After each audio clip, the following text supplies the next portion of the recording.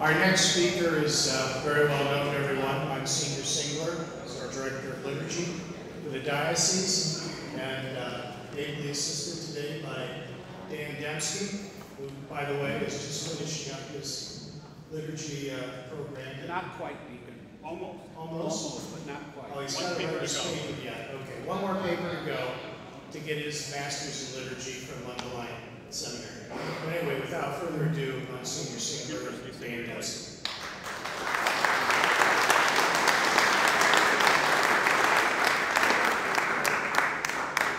We're back. We liturgy people are like an old shoe. We just keep coming around. Dan and I was supposed to do this by myself, and I said, "Oh no, you're coming along." And so I'm very grateful that he was able and free today to join us for this segment. I'd like to say that you saved the best for last, but Bishop is the best, and he's last. So I would like to consider what Dan and I are doing here as like John the Baptist. We're getting ready for the Lord. And it really is a pleasure to be with you. I originally, when Deacon Jim asked me to do this segment, we were under the impression, and this has been some time ago, we were under the impression that the new marriage rite, the revised rite, the second edition of the rite of marriage, was to be proved and published by this time. And regrettably, I'm here to tell you that it's not. And so the update is this, with regard to the Order of Celebrating Marriage, second edition. In 2012, the Green Book, as it's called, I don't know if you're familiar with how these ritual books are reviewed and translations given and approvals given, but there's a first publication of a text, a translation from the original Latin, in our case in English, that's done, and that was prepared by the International Commission on English in the Liturgy. It's an international body of bishops and theologians and liturgists around the English-speaking world that take the Latin text of a ritual and then they translate it into the native tongue, wherever the ritual is going to be celebrated. And then the individual conferences of bishops then submit addendum to that. So like there might be something that they would like to add in the rite that's more of a cultural practice for a particular rite or whatever. And so those are the pieces that are inserted in these, what the first one's called the Green Book, and that was done in 2012. And it was approved by the United States Conference of Catholic Bishops. ISIL wrote the text in English, and then all the English conferences, all English-speaking conferences, which would be England, Scotland, Canada, all of the English-speaking dioceses that would use this ritual, then they review it, and then they submit it back for retranslation or additions and all that kind of thing. And that book then, the second one, is called the Gray Book. They're big into color coding when they make these rituals. And that Gray Book was approved by our United States Conference of Bishops in 2013. So that was submitted to the Holy See in 2013, and we've been waiting now at this point for the final approval, what we refer to as the recognitio, or the recognition of the rite as being approved. And then the Vatican, of course, the Congregation for the Celebration of the Sacraments, divine worship and discipline of the sacraments, they can make changes to the things that have been submitted. They can say, well, in the tradition of the church, this really is not really what the tradition says or is incorporated by way of wording of some things. This is why the Roman Missal, for instance, took so long in its stages of approval. And they send these things back and forth across the ocean and try to get all of that taken care of. So what we are waiting for right now is a second edition. I believe the date of the first edition was in 1969. So this is the kind of the initial revision that was done from that original translation, which basically was published in 1970. So what you have, most of us have in our little ritual book, the red one particularly, is that ritual from 1970. And there was a suggestion of some changes made, I believe it was in 1991, and that was the last time that anything was made, but nothing actually was published as a result of that original translation. So this is the second edition that we're waiting for. What else can I tell you about it? I really am very hesitant because I don't want to set, in fact, I talked to the bishop about this today. I said, well, it was very great to be invited to come and say, we got this new ritual, let's talk about it. I don't want to set you up because all of you know, at least those of you that have me in class, I don't like egg on my face. So I'm very hesitant in saying what to expect. Okay? I can't say from experience with regard to the Roman Missal translation, you can be certain that some of the orations, certainly that are in the Roman Missal, currently, the one we're using, are going to be incorporated in that ritual. Okay? And particularly like the greetings, the Lord be with you and with your spirit. Now, in the current ritual, it doesn't have that marriage rite. As much as we've tried to make adaptations, and we're encouraged to do that so that it reflects, so that there's unity with the Roman Missal, and particularly with the rite of marriage, celebration of the rite of marriage. Okay, so those particular translating elements will certainly be covered in that. Another piece will be, I know that there was some concern, particularly with the formularies for the nuptial blessing, is being retranslated again, and reflecting certainly a more faithful translation from the Latin into the English.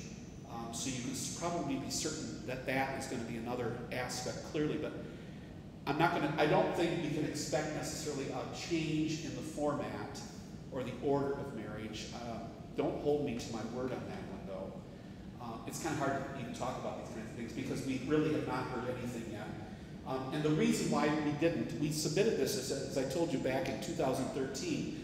The reason why we have been waiting is because the other English-speaking countries did not submit their gray book like we did in the United States. And then what happens is that the Congregation for Worship in Rome takes all the English-speaking countries and looks at what their suggestions are and then tries to incorporate the whole rather than just parsed accordingly. I guess we Americans are pretty detailed and we get our stuff in on time.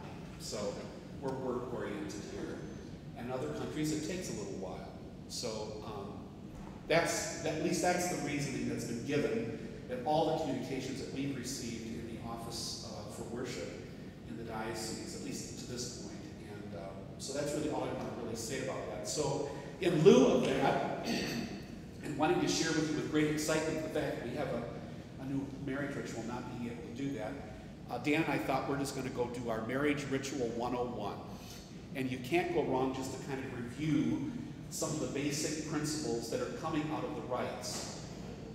Now, I also realize that all of you who are serving as deacons in our parishes are under the supervision of a pastor.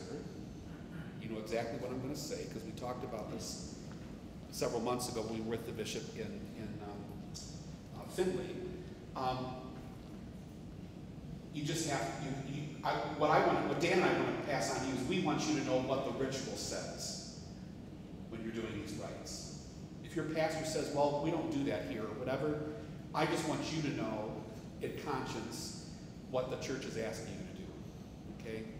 You have to make that judgment. We call that pastoral scrutiny, but you'll have to make that judgment. But we have an obligation as men who have been charged by the bishop to promote the liturgical apostle in the diocese to tell you what the church expects of us from these rites. Okay, so it's not a matter necessarily of opinion on our part at all, but what we're sharing with you comes right out of the ritual itself.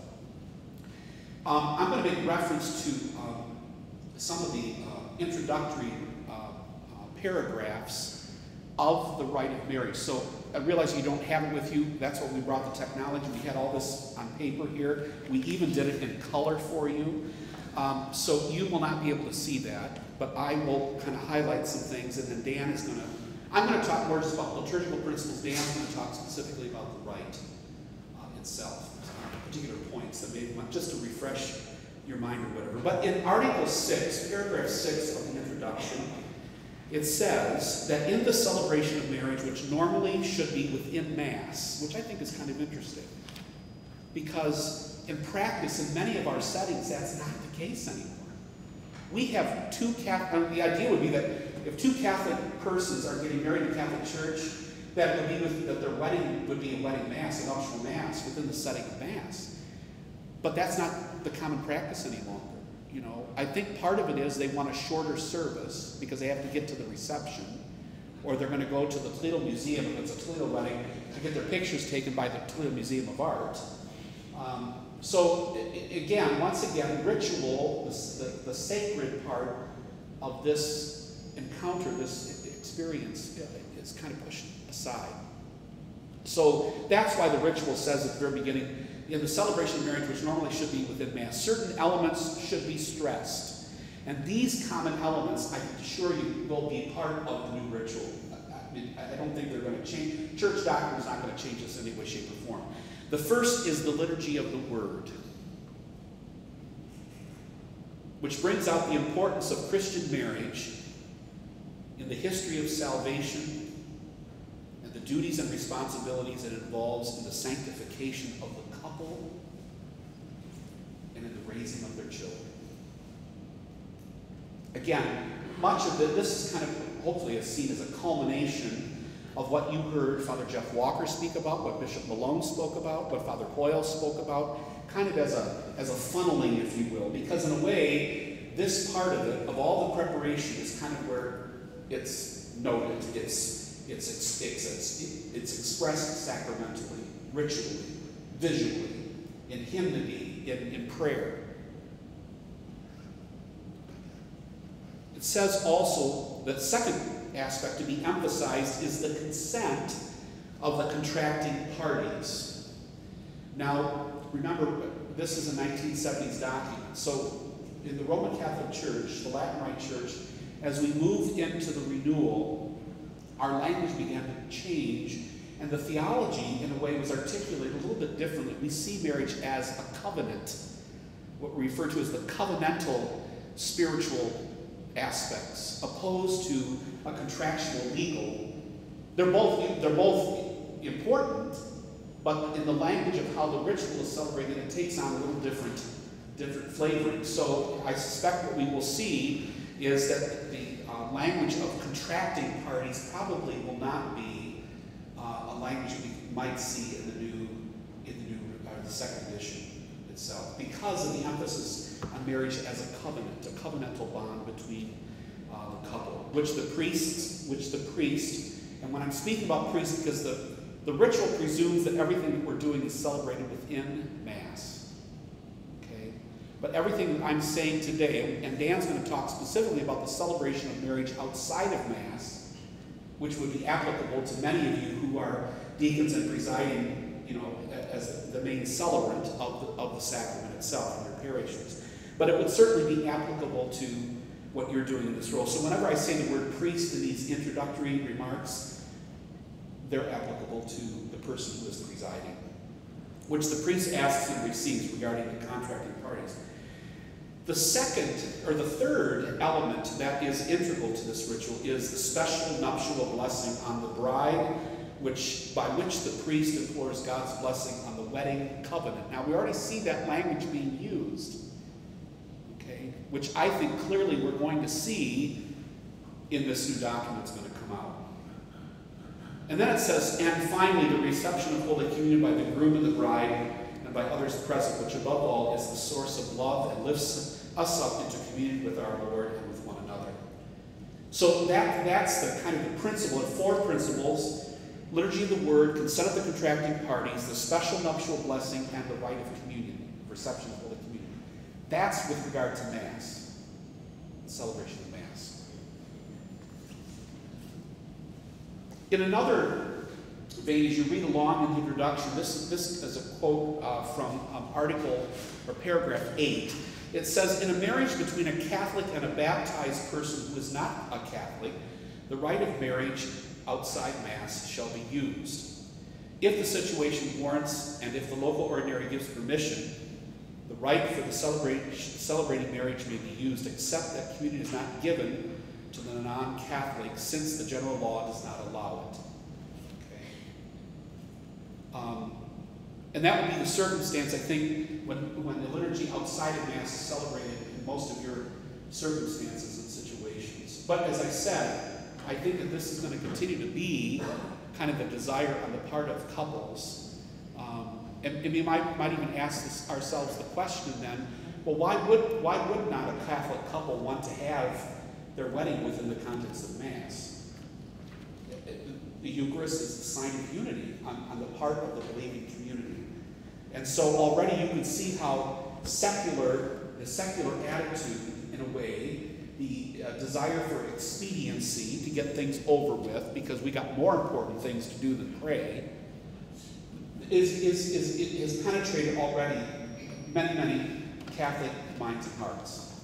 So I guess the reason why I make a point to say something about that is because I think that will also be an opportunity for catechesis when you're working with couples and preparing them for marriage, when you're speaking about you talk about the ritual to be used and the appropriate ritual to be used, given the circumstance or whatever. That's the one thing that I think will be very interesting to see in these new formularies that have, if they've added some new ones or whatever, by way of the ritual itself for this particular circumstance. The other thing that many of you who had me in class many years ago in your diaconate formation may recall, I told you always walk through the ritual book itself and know what your options are, because I think sometimes we think that because it's printed, a ritual formulary, a text, an oration or prayer that's printed on one particular page, we don't go to the back of the book where it has a collection of other options that are available. You know, I think even in terms of like the order of Christian funerals, for instance, believe it or not, don't tell my brother priest that I said this publicly, but I don't think they look beyond just the page that the rite is on. I think that they don't know that there are options provided for a suicide, for instance. There are prayer options for a person who experienced a violent death. Well, the same is applicable when we consider the marriage rite as well. And so knowing the book, and again, renewing and reviewing those kinds of things, I think is very, very helpful by way of understanding what your options are. And then that, to me, dispels the complaint, well, the church doesn't give any options to anything. I'm here to tell you, if you look at all the rites that we celebrate in the church, there are plenty of options. There are plenty of options. One other principle that comes to mind is from Article 10. In the celebration of marriage, apart from the liturgical laws providing for due honors to civil authorities, there is to be no preferential treatment of any private persons or classes of persons, whether in the ceremonies or by external display. What this is trying to lead us to, and you can let that filter in all kinds of aspects, a celebration of a marriage is not a private moment for the couple. It's a special day in their lives, but it's also, when the church, when a celebration of the wedding is done in a church, it's not a private event for them. It's a public ritual. It's a public rite. It's kind of like when we talk about, there's no such thing really, if you think about it, there's no such thing, and the only reason I'm using this example is because I know that you deacons know this. A baptism is really not a private affair. That's why the godparents are there. That's why the families are there representing the church. But people will call referees and say, I'd like to have a private baptism today. Or I want to have a private wedding. You know, our rituals, our rites in the church are not a private affair. They're public rites that are celebrated. So, according to that, and that's why I just mentioned that, because I think sometimes we get wrapped up into Dan and I talk about this all the time, the cutesy stuff, you know, and some of the things that are coming out even more so are more interesting than ever. You know, we have the inclusion of the lighting of the unity candle in some cultures and some settings. The most recent one two that really baffle my mind is 2 different colors of sand being poured together and then like stirring it like they're at the witch's brew. and that somehow that symbolizes the unity of their marriage. Or they take two different colors of water, and in a large clear glass bowl, they pour those in, and then that somehow is supposed to change into this unified color, which normally turns out muddy. You know, we want to uphold and we want to sustain the life of a married couple, knowing fully well that you know, there's a lot of challenges that go on in this society, and there are things that are pulling us away from things that are truly religious symbols. But again, I think that principle kind of is present in this quote that I just said to you, as far as according any kind of tribute or whatever. Okay? Those are my comments today as far as just general thoughts and ideas. I wish, and I apologize, I wish I could offer more to you, giving you the inside scoop. I did email someone in Washington yesterday, and I talked to them, and our bishop, by the way, is a member of the USCCB Liturgy Secretariat, and he can't, I mean, he was right across the hall from me. I said, any update you can give me? He looked at me and said, no. You know, we're waiting for those that are reviewing things and approve those things. And if I went on a tirade and shared all that with you today, with my luck, as it has been of late, everything I told you would be considered a lie.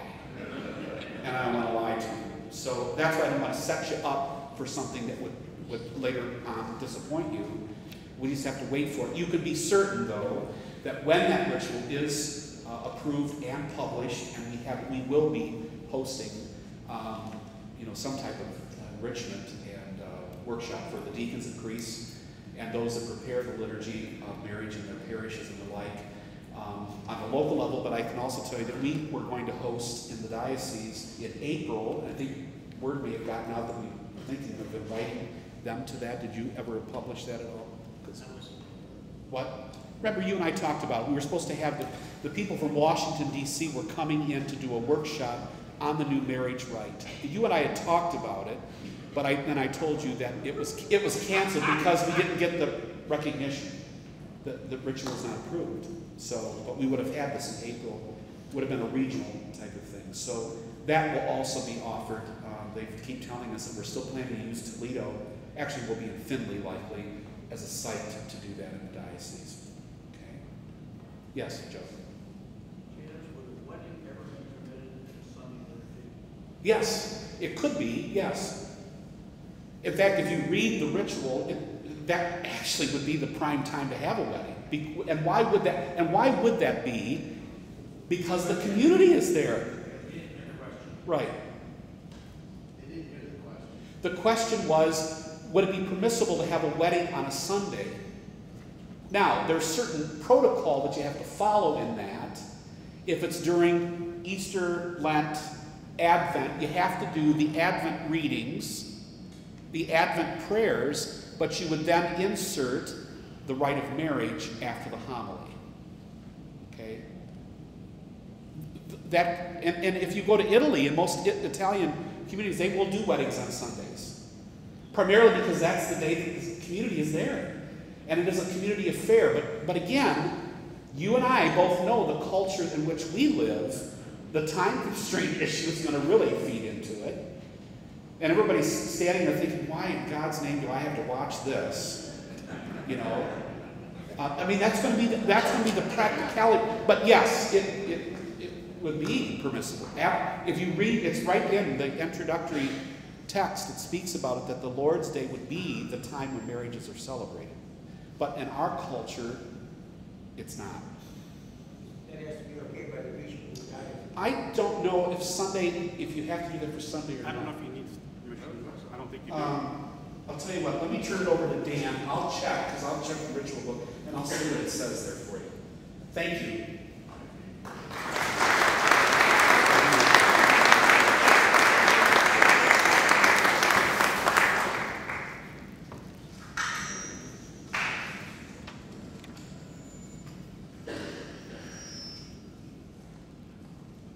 As Monsignor's checking on that, I know this year we received a lot of phone calls in the office regarding a wedding mass on August 15th, since it's a Saturday. So a lot of couples were under the impression that, oh, I can't get married that day, or even the pastors were calling, can I have a wedding that day? The answer is yes. The wedding takes place in the context of the Mass of the solemnity. So it's the readings for the solemnity and Creed. The creed, Lord, all that. It's the Mass for the solemnity with the insertion of the marriage rite. Can I say one more Sure, thing? absolutely. You all may have noticed in the Roman Missal that it indicates under the orations of the order of ritual masses for weddings, it indicates that the Gloria is sung. Have you musicians talked to you all about that, or said, why do we have to do that? Now, why all of a sudden is that incorporated? It actually always has been, because the ritual mass of marriage is actually considered like a solemnity. Okay? And the Gloria usually is done. Sunday would be considered a solemnity. That's why we sing the Gloria during Sunday Mass. Okay? So that's the reason why, even like when we have like a priesthood ordination or diaconate ordination, it'll indicate, because it's a ritual Mass, indicates the use of the Gloria. Now, you wouldn't have to worry about that if you're just doing the liturgy outside of Mass for a wedding. But in case you get out there and people are saying, why is that published? Did somebody was there a print mistake in the missal? No, it wasn't a missal mistake. It's actually in the tradition of the church, because ritual celebrations or ritual masses are at the level of a solemnity. Thanks. Sure.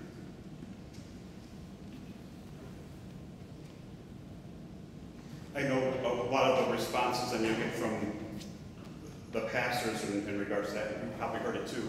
Well, I don't want to get married then on that day because I want my own music and I want my own readings. I want to pick my own stuff. And personally, I understand. Personally, I think what a more beautiful time to get married than on the solemnity. I think it would be really neat to be married on the Assumption. When I was going through marriage prep a year ago, that was one of the things I was actually looking at, the liturgical calendar, to see when the wedding could take place, if it could be done on the solemnity. It worked out where it didn't. I guess I just wanted to talk a little bit about the rite, not read at you. My hope was to have it on the screen that we could read together, but just to hit some points with you. And I had to laugh when I was listening to Father Hoyles speak this morning, or a little bit ago, and coming in. A year ago, as I was going through personally the marriage prep, I was thinking to myself that deacons and priests, probably the two most beautiful sacraments and probably the most difficult sacraments to prep people on, are funerals and weddings, because you have just about everything. You hear it all thrown at you, and I understand that. So a year ago, when Jenny and I were going through all this, we showed up at our pastor for the first meeting, and he didn't know what to say to us, because here I come with my manila folder. Inside the folder are the forms. They're typewritten, paper clipped. The baptismal certificates are in there. And I handed it to him, and he didn't know what to say. He goes, I've never had that happen to me before. And I'm like, really? and I was like, well, I just read what was required, and so do that. And so I know what you're up against a lot of times, and so just know that I know that and appreciate that. And a matter of fact, it was Father Bill Rose, he actually mentioned that in his homily at the wedding, that I knew that this was going to be a different wedding when they showed up on the first day with all their paperwork in hand and everything, and they indicated the Mass readings and all that too. Even when Father Monty said, oh, we're not ready for that yet. Yeah, we already talked about it. Here's the readings, here's who's doing it. We had that all set. And I had a chuckle too when we went through the engaged couples conference a year ago. I think Jenny and I were probably the oddest couple there, because we were not cohabitating, we were both Catholic, and we were both regular Mass attendees. And I realized, wow, that I was not the norm. It just felt different. Like, wow, you take it for granted a lot of times that everyone's on page with you, and they're not. They're not. So like, here I am going, how many of you go to Mass every Sunday? Okay. So, yeah, that was one of the rare ones. Anyway, to talk a little bit about the rite, as Monsignor was saying to you as well, the marriage rite, spend some time going through it. All the sacramental ritual books are worthwhile to read. During my summer studies at Mundelein, really the primary text that we used in class were the sacramental ritual texts. And we're actually reading the Prenotama. What is the church saying? And I can speak from an experience whenever Monsignor and I meet with Bishop Thomas to go planning major liturgical celebrations. The priest of ordination mass just comes to mind because that was one of the last ones we were working on together. So Monsignor and I met with the bishop at the house. We had probably an hour and a half meeting with him. We brought 3 books that we referenced. It was nothing, no catechetical text, nothing, those are all good. We used the Missal, we used the Roman Pontifical, and the ceremonial bishops. What does the church say? What does the church say happens? What does the church say should be done? So that's the primary focus, because there's a reason why the church says certain things should be done, certain things should be said. Because it's a corporate act, it's an act of the church. The church is celebrating. As Monsignor was saying, in regards to the couple, many of them think this is their big day, this is their private mass, this is their thing. It's the church's celebration. Days of on your ordination day, certainly it was important for you, but it was the church's day. The church was rejoicing that day. So if we look at the rite of marriage outside of Mass, and again, I'm going to hit some highlights because you know the language is going to change when the new rite comes out. So if we look at it, you'll see, as Monsignor was talking, in the marriage during Mass, it uses the word priest a lot. And there was a reason why, because it's assuming marriage is going to be within the Mass. When you also look at the rite of marriage outside of Mass, you'll see the word priest used a lot. So there must be a reason for that. It's not because the church doesn't love her deacons. Of course she does. But why do you suppose it is that the church keeps saying, at the appointed time, the priest, wearing surplice and white stole or white coat if desired, proceeds with the ministers to the door of the church, or if more suitable, to the altar. There he greets the bride and I like this sentence. There he greets the bride and bridegroom in a friendly manner. Like he wouldn't say it, well, welcome them in a friendly manner, showing that the church shares their joy. So in a friendly manner. Emphasis on the church is sharing their joy. Okay? If there's a procession to the altar, the ministers go first, followed by the priest. And then the bride and bridegroom. Okay? The people are greeted, the prayer is offered, unless a brief pastoral exhortation seems more desirable. Never really experienced a brief pastoral exhortation. Usually they tend not to be brief then, right? Okay, then you go right into the liturgy of the word. But why do you suppose that is that the church keeps saying the priest, the priest, the priest, instead of saying the minister or the deacon? The reason being, of course, is the symbolism of the priest. Not that the priest is way good and the deacon is way right down here. But there's a reason why the church is saying priest. The priest is preferable, but why? There must be a reason why, and there is. Because the priest has, by right of ordination, is configured to Christ in a unique way. So the preference is always to see the priest first, because he's configured to Christ the high priest, Christ the head. When the priest acts, he's acting in the person of Christ the high priest. So that's the preference. There is a place, when you see in here, at this rite, it almost seems, it's at the very back, very bottom, I think it's number 53, it says, oh, if a deacon does this by, the pastor or the bishop delegate the deacon, he does the same rite. Basically is what it says. And yes. The other issue too would have been that in 1970 we didn't have perfect deacons. Yeah. But it did mention it in there, yeah. The rite of marriage, all stated, including the bride and bridegroom, and the priest addresses them in these, and here's our phrase, or similar words. So that's always the key phrase. When you look through the ritual, the rite, wherever it says these are similar words, that's cool. That's what you look for. Do I have to use these words? Not if it says these are similar words. Okay? There's many places in there that you won't see in these are similar words. Okay? Following the introduction come the questions. And of course, in the rite of marriage, we want to be concerned with the freedom of the couple. They freely enter into this contract with each other. They're free to do so. There's no impediments to that. It's permanent. It's indissoluble. They're going to be faithful to each other forever, and it's open to children. Okay? Have any of you celebrated marriages where it's been more than one couple? Well, the norm is probably usually one couple, but it says in here, if there are more than one couple being married or entering into marriage, then each couple is questioned separately, because you need to hear that exchange.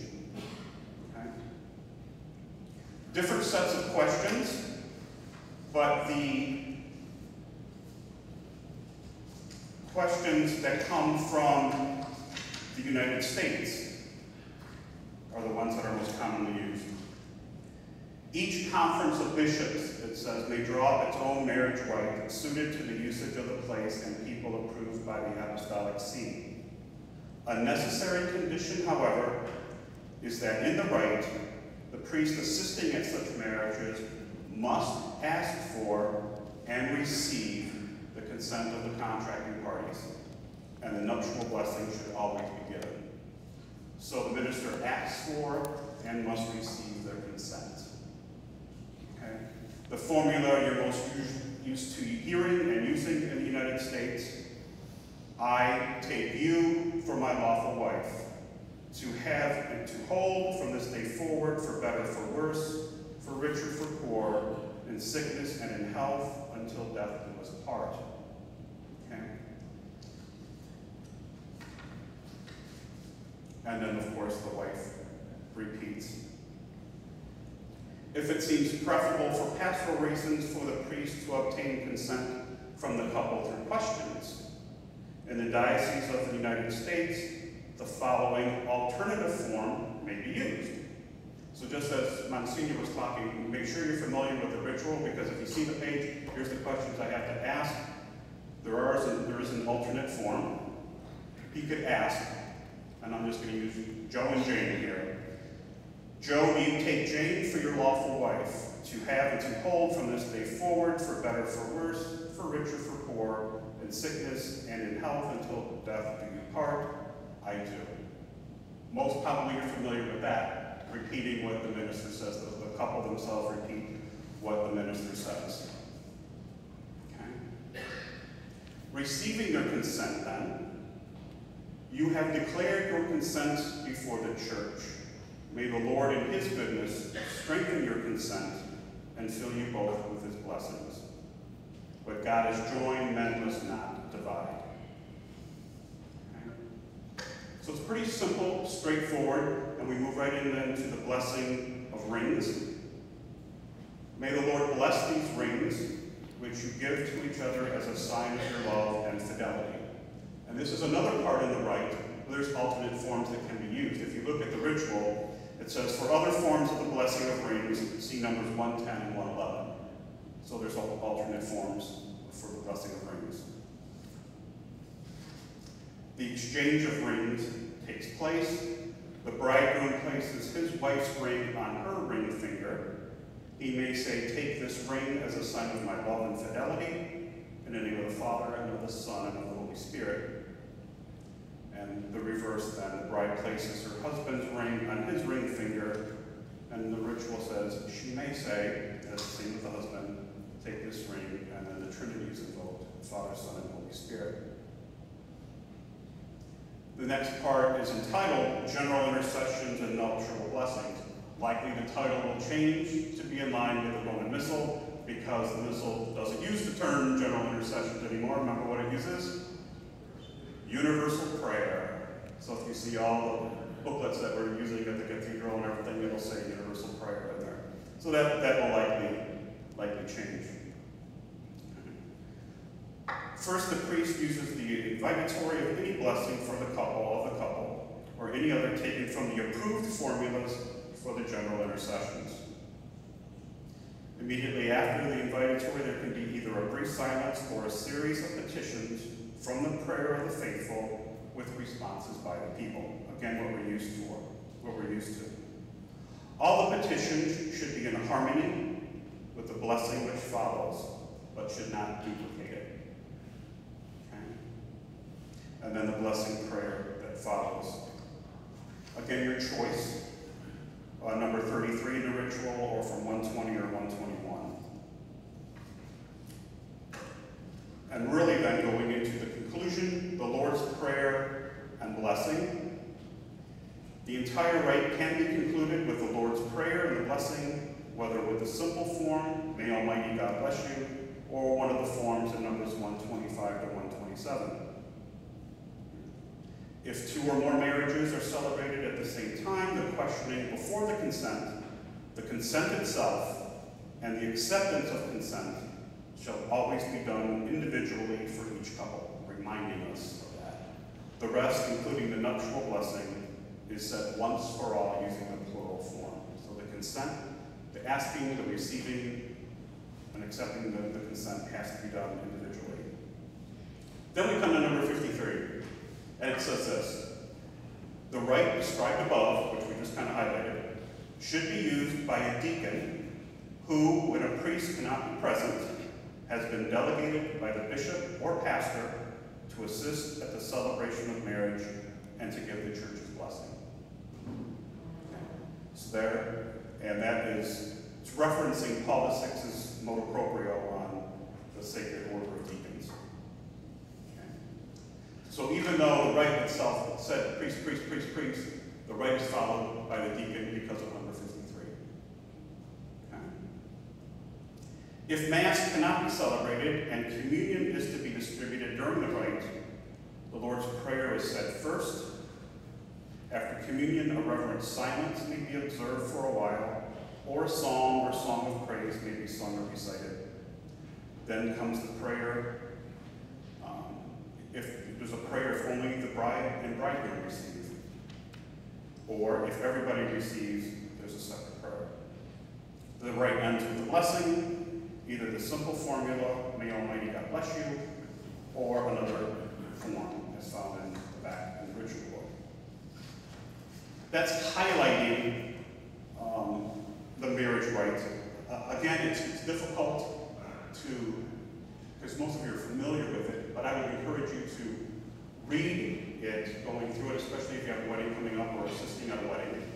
Read the prenotamer, read what it said, read the prayers. I guess that was another thing too when you meet with couples too. I found, Jenny and I did actually, we read the orations for the wedding mass. And there were some that really spoke very well. I mean, they're beautiful prayers. But I don't know how many couples read the mass prayers. Oh, the father will pick those out, the deacon will pick those out, I don't have to worry about it. But I encourage them to read the prayers. The beautiful text. And again, it's hard to say what the new rite will look like. I don't know, I'm not even going to speculate. I don't know. But I can imagine a lot of the ritual language will change to reflect the missal.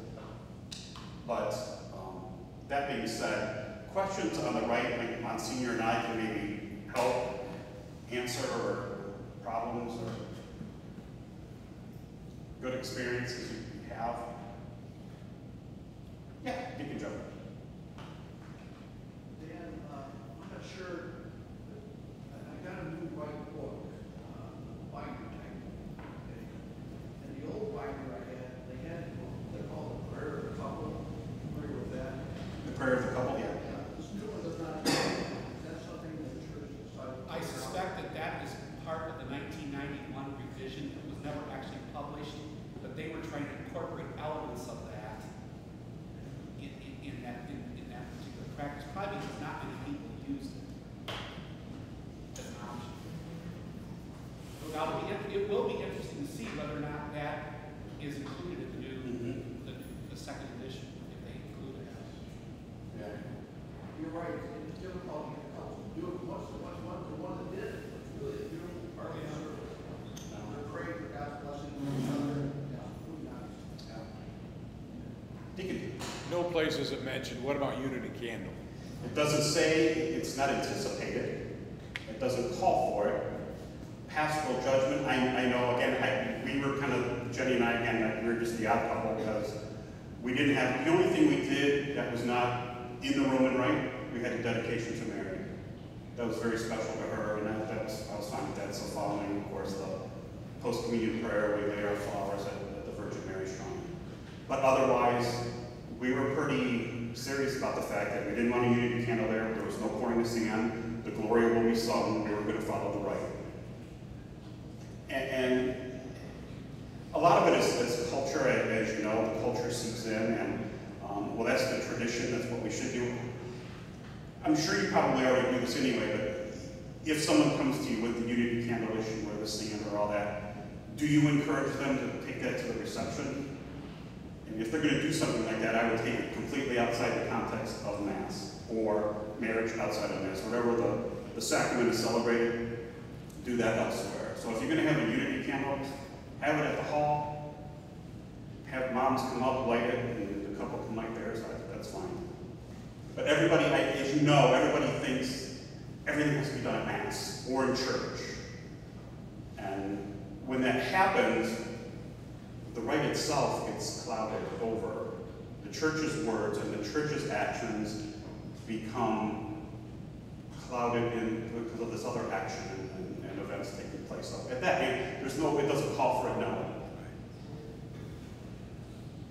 It'll be interesting to see if what it says in the. It's better than colored water. Yeah. Sand's a biggie. I do know this happened a number of years ago at the. It's funny now, it wasn't at the time. The mother church of the Diocese of Toledo, that a couple thought it was funny to have a confetti cannon shoot confetti. You know, of course, it was a beautiful day, and the doors of the cathedral were open, you know. And of course, confetti was flying all over in there. And confessions were getting ready to start within a half hour. You know, so the call went forth to the groomsmen to, you better get in here right now and clean it up. But yeah, you hate to say it, but you see everything a lot of times, don't you? You do. Recently at a wedding, it was not a Catholic wedding, but they did a binding of the hands. Binding of the hands. That's a definite? Okay. It didn't really seem to be, but Okay. it just seemed like maybe it was a modern, I didn't know where. I personally have not seen it or heard it. I find everything that happens outside the church, somebody sees it now, they want it in their wedding, in the church. Right. Yeah, everybody heard the binding of the hands. Has anybody else come across that? I thought it was indefinite. It's a cultural. Okay, Jose, or Ben, have you the binding of the hands in the marriage rite? No. The lasso, yes. The lasso, yes. We use the lasso in the coin. The lasso and the coins I've heard. Yeah. The binding of the hands. Binding of the hands. That's a new one on me.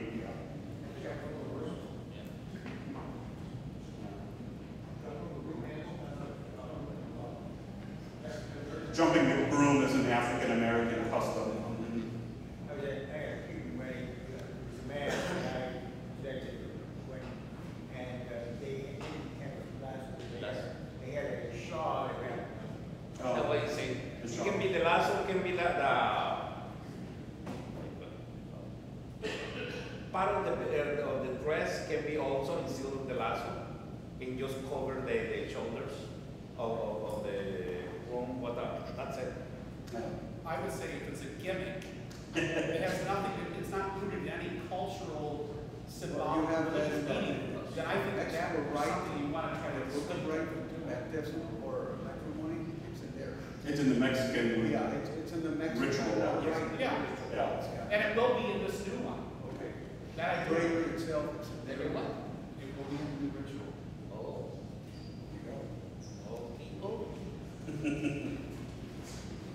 So again, I feel kind of bad not going into greater detail, but as you can understand why we're not to purposely be evasive, but we really don't know what to expect and it's coming out, so we really want to wait and anticipate the revised ritual.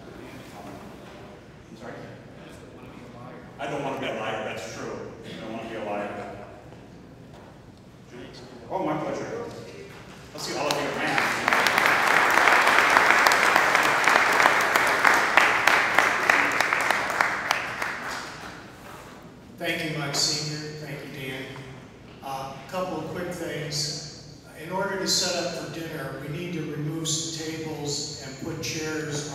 size of the tables for dinner.